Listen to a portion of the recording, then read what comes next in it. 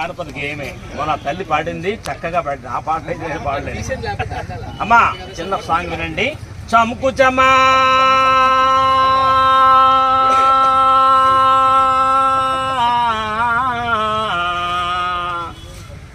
పట్టండి చెప్పండి. చముకు చమ్మ చముకు చమ్మ చముకు చమ్మ చముకు చమ్మ సింగం పల్లి పోరే హైబాదీరే హైబాదీరే హైబాదీరే యా చముకు చమ్మ చముకు చమ్మ ఓహో చముకు చమ్మ చముకు చమ్మ సింగం పల్లి పోరే హైబాదీరే హైబాదీరే యా నావనెత్తి రేవులో నదించాలి